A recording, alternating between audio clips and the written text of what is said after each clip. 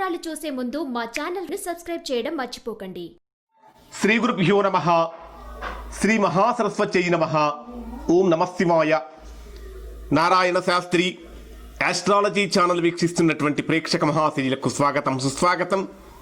ఈరోజు మనము వృశ్చిక లగ్నంలో జన్మించినటువంటి వారికి ఏ మహర్దశలు కలిసి వస్తాయి, ఏ మహర్దశలు కలిసి రావు అనేటటువంటి విషయాన్ని మనం పరిశీలిద్దాం.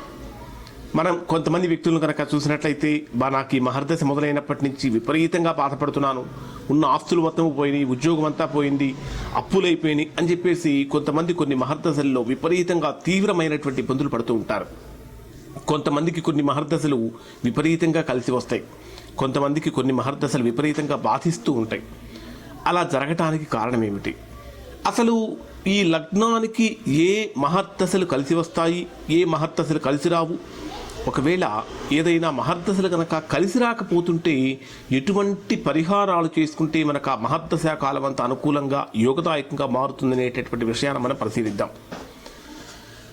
వృశ్చిక లగ్నం, లగ్నాధిపతి కుజుడు. ఈ వృశ్చిక లగ్నానికి రవి మహర్దశ కలిసి వస్తుందా కలిసి రాదా అనేటటువంటి విషయాన్ని కనుక మనం పరిశీలించినట్లయితే వృశ్చిక లగ్నానికి రవి మిత్రుడు, అంటే లగ్నాధిపతి అయినటువంటి కుజుడితో రవికి మిత్రత్వం ఉంది. రవి మహర్దశ కాలం మొత్తం 6 సంవత్సరాలు. లగ్నానికి దశమ స్థానాధిపతి అంటే కర్మస్థానానికి అధిపతి. కాబట్టి ఈ రవి మహర్దశ 6 సంవత్సరాల పాటు కూడా వృశ్చిక లగ్నం వారికి చాలా చాలా అద్భుతంగా యోగిస్తుంది. ఈ రవి మహర్దశ కాలంలో మనకు విపరీతమైనటువంటి అనుకూలత ఏర్పడుతుంది. వృత్తిపరంగా కానీ, ఉద్యోగపరంగా కానీ, వ్యాపార పరంగా కానీ ఎక్కువగా అనుకూలత కలుగుతుంది. పదవీ లాభం కలుగుతుంది, అధికార యోగం కలుగుతుంది, మిత్రలాభం కలుగుతుంది, సంతానపరమైనటువంటి విషయాలలో సౌఖ్యత ఏర్పడుతుంది, అధికారుల విషయంలో అనుకూలత ఏర్పడుతుంది, ఆత్మవిశ్వాసం పెరుగుతుంది, బుద్ధిబలం పెరుగుతుంది, గృహయోగము, వాహన యోగాలు ఇవన్నీ కూడా కలుగుతూ ఉంటాయి. అయితే రవి మహర్దశ అనుకూలంగా ఉంటుంది ఎప్పుడు అంటే రవి నీచ స్థానంలో కనుక లేకుండా ఉన్నట్లయితే. రవికి నీచ స్థానం అంటే తులారాశి నీచ స్థానం. ఒకవేళ వృశ్చిక లగ్నం అయ్యింది రవి కనుక 12వ స్థానంలో నీచ స్థానంలో కనుక ఉన్నట్లయితే కొద్దిగా అనుకూలత అనేటటువంటిది తగ్గుతుంది. అటువంటి సందర్భంలో ఖచ్చితమైనటువంటి పరిహారాలు చాలా చాలా అవసరం. మరి ఈ వృశ్చిక లగ్నం వారికి రవి మహర్దశ జరుగుతున్నప్పుడు యోగించేటటువంటి అంతర్దశలు ఏముంటాయి అంటే రవి మహర్దశలో యోగించేటటువంటి అంతర్దశలు చంద్ర, కుజ, రాహు, గురు, కేతు ఈ అంతర్దశలు బాగా యోగిస్తాయి. తరువాత చంద్ర మహర్దశ. చంద్ర మహర్దశ కాలం మొత్తం 10 సంవత్సరాల పాటు ఉంటుంది. ఇక్కడ లగ్నాధిపతి అయినటువంటి కుజుడితోటి చంద్రుడికి మిత్రత్వం కూడా ఉంది. పైగా ఈ వృశ్చిక లగ్నానికి భాగ్యస్థానాధిపతి కూడా మిత్రగ్రహం అయినటువంటి కారణం చేత చంద్రమహర్దశ కాలం 10 సంవత్సరాల పాటు చక్కగా యోగిస్తుంది. ఈ చంద్రమహర్దశ కాలంలో కొత్త కొత్తవి ఆవిష్కరణలు అంటే కొత్త కొత్తవి ప్రారంభించడానికి, విద్యలో ఉన్నతమైనటువంటి స్థానాన్ని పొందటానికి, విదేశీ ప్రయాణాలు చేయటానికి, క్రీడలలో నైపుణ్యం రావటానికి, మానసికమైనటువంటి ప్రశాంతత కలగటానికి, ప్రేమ వివాహాలు జరగటానికి, అదేవిధంగా వివాహ యోగ్యం కూడా కలగటానికి ఇవన్నీ కూడా ఈ చంద్రమహర్దశలో అనుకూలతలు ఏర్పడతాయి. అయితే మనము చంద్రమహర్దశ పూర్తిగా అనుకూలించిందా అని చెప్పాలంటే చంద్రమహర్దశలో చంద్రుడు జన్మలగ్నంలో ఏ స్థానంలో ఉన్నాడు అంటే క్షీణచంద్రుడిగా ఉన్నాడా, పూర్ణచంద్రుడిగా ఉన్నాడా, అంటే బలవంతుడిగా ఉన్నాడా, బలహీనుడిగా ఉన్నాడా, ఏ గ్రహాలతో కలిసి ఉన్నాడు అనేటటువంటి దాన్ని ఆధారంగా చేసుకుని మనము ఫలిత నిర్ధారణ చేయవలసి ఉంటుంది. ఈ చంద్ర మహర్దశలో యోగించేటటువంటి అంతర్దశలు కుజ, రాహు, గురు, శని, కేతు, శుక్ర ఈ అంతర్దశలు చక్కగా యోగిస్తాయి. ఆ తర్వాత కుజ మహర్దశ. వృశ్చిక లగ్నానికి లగ్నాధిపతి కుజుడు కాబట్టి కుజమహర్దశ విశేషంగా యోగిస్తుంది. కుజుడు అంటే లగ్నాధిపతి మరియు షష్టాధిపతి అయినప్పటికీ కూడా లగ్నాధిపతే కావటం చేత విపరీతంగా యోగిస్తుంది ఈ కుజమహర్దశ. కుజమహర్దశ మొత్తం కూడా 7 సంవత్సరాల కాలం ఉంటుంది. ఈ 7 సంవత్సరాల కాలంలో మంచి ఉన్నతమైనటువంటి విద్య, సాంకేతికపరమైనటువంటి విద్యాభివృద్ధి, వ్యవసాయం జరగటము, భూ సంబంధమైనటువంటి విషయాలలో అనుకూలంగా మారటము, భాగస్వామ్య వ్యాపారస్తులకి వ్యాపారాలు సాగటము, అయితే భాగస్తులతో జాగ్రత్తగా వ్యవహరించేటటువంటి పరిస్థితులు కల్పించడం, ఇవన్నీ కూడా జరుగుతూ ఉంటాయి. వివాహ జీవితం కూడా అనుకూలంగా ఉంటుంది. కుజుడు కనుక నీచ స్థానాలలో కనుక ఉన్నట్లయితే కొద్దిగా ప్రతికూలత అనేటటువంటిది కలగటానికి అవకాశం ఉంటుంది. ఈ కుజ మహర్దశలో యోగించేటటువంటి అంతర్దశలు రాహు, గురు, కేతు, శుక్ర, రవి, చంద్ర, ఈ అంతర్దశలు అనేటటువంటివి చాలా చక్కగా అనుకూలంగా యోగిస్తాయి. ఆ తరువాత రాహు మహర్దశ. రాహువు అనేటటువంటిది ఒక ఛాయాగ్రహం. కాబట్టి రాహువు ఏ స్థానంలో ఉన్నాడు, ఏ గ్రహాలతో కలిసి ఉన్నాడు అనేటటువంటి దాన్ని చూసుకొని దానిని బట్టి ఫలిత నిర్ధారణ చేయవలసి ఉంటుంది.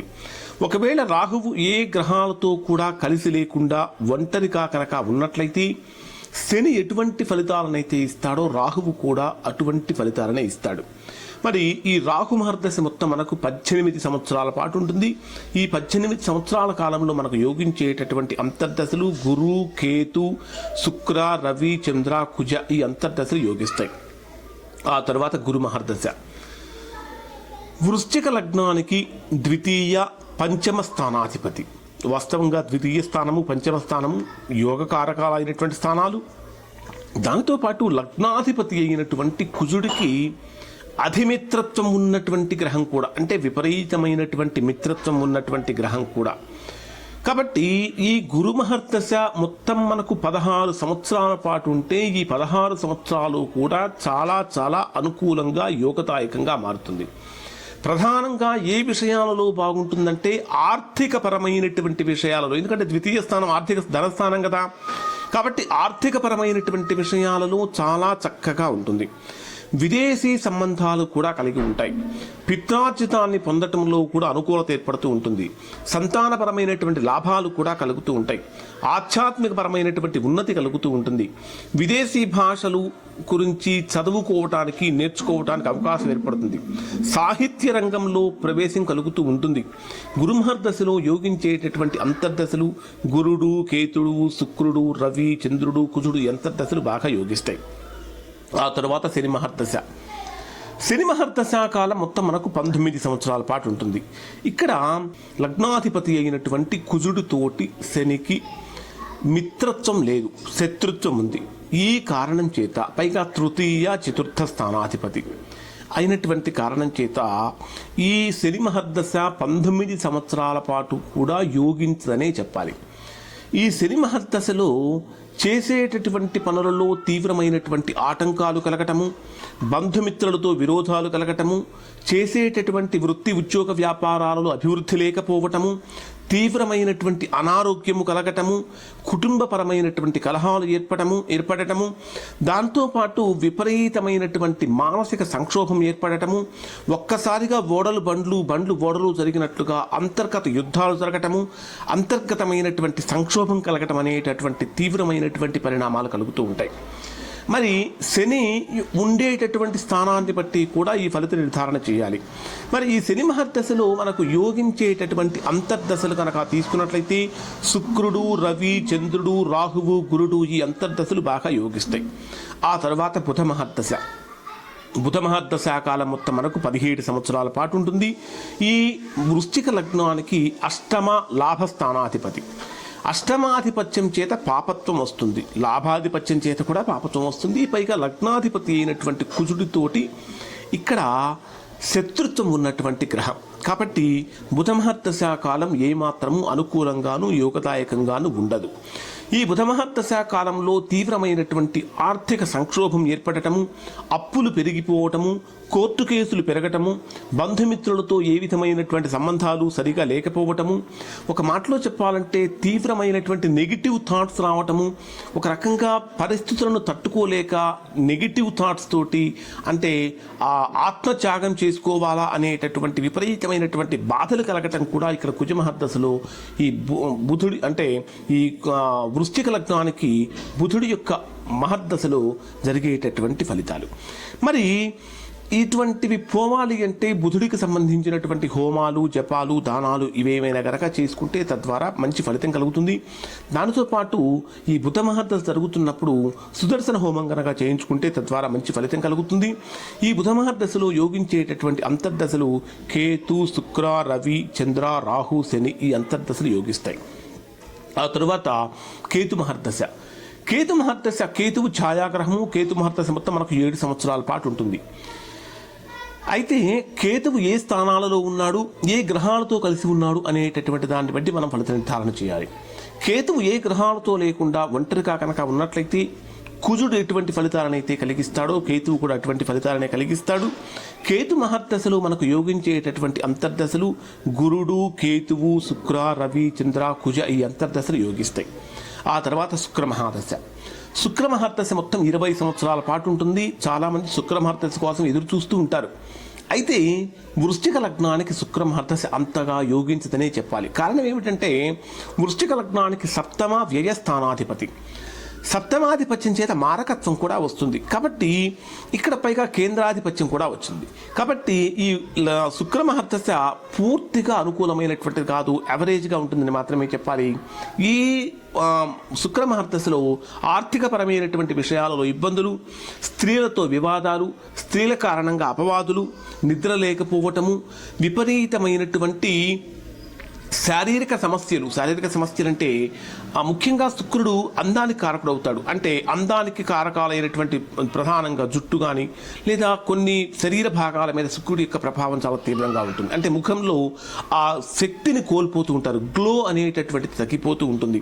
ఈ విధంగా ఉద్యోగంలో ఆటంకాలు ఏర్పడటము ఇవన్నీ కూడా శుక్ర మహర్దశలో మనకు జరుగుతూ ఉంటాయి. ఈ శుక్ర మహర్దశలో యోగించేటటువంటి అంతర్దశలు రవి, కుజ, రాహు, శని, బుధ ఈ అంతర్దశలు మనకు బాగా యోగిస్తాయి. ఇవి వృశ్చిక లగ్నం వారికి యోగించేటటువంటి మహర్దశలు, అంతర్దశలు. మరి మీకు యోగించేటటువంటి మహర్దశ జరుగుతున్నప్పటికీ కూడా అది యోగకారకంగా కనుక లేకపోతే ఆ గ్రహం ఏ స్థానంలో ఉంది, ఆ గ్రహం మీద ఏ గ్రహాల యొక్క దృష్టి ఉంది లేదా ఏ శత్రుగ్రహాల యొక్క వీక్షణ ఉందనేటటువంటి చూసుకొని దానికి తగినటువంటి విధంగా కనుక పరిహారం చేసుకుంటే ఆ మహర్దశ కాలం అంతా కూడా సంపూర్ణమైనటువంటి శుభ ఫలితాలను పొందవచ్చు. ఇవి వృశ్చిక లగ్నం వారికి యోగించేటటువంటి మహర్దశలు, అంతర్దశలు అనేటటువంటి వీడియో. నారాయణ శాస్త్రి ఆస్ట్రాలజీ ఛానల్ వీక్షించినందుకు ధన్యవాదాలు.